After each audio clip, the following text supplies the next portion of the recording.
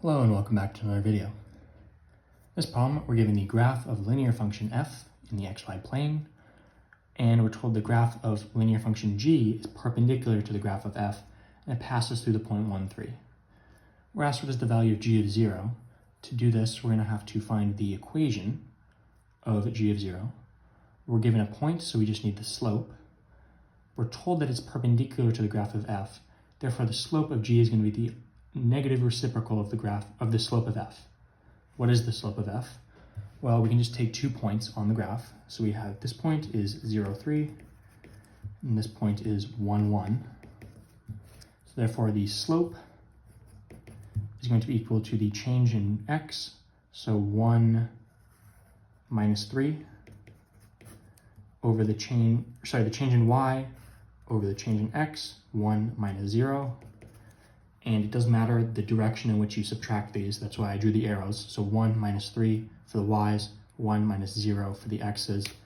Make sure they're going in the same direction.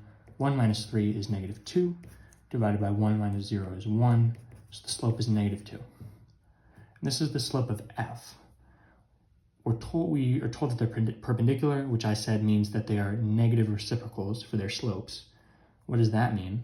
That means the slope of f times the slope of g is equal to negative 1.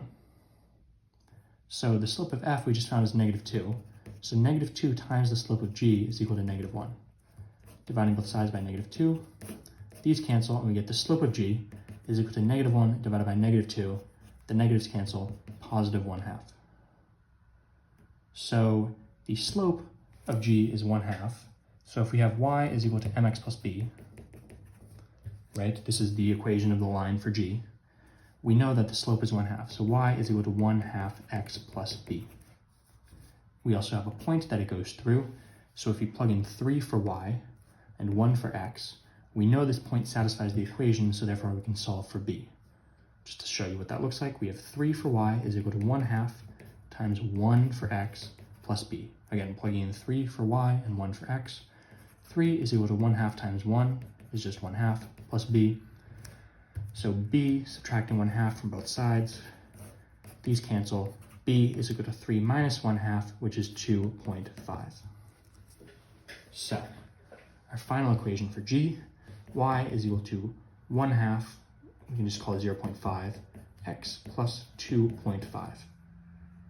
Right, I just changed this 1/2 because I had the decimal here, so you might as well make them both decimals. We're looking for the value of g of 0. So we just plug in 0 for x, 0.5 times 0 plus 2.5, and now we just find the value of this. 0.5 times 0 is 0, plus 2.5, 0 plus 2.5 is 2.5, which is going to be your final answer. As always, thank you for liking and subscribing, and I'll see you in the next video.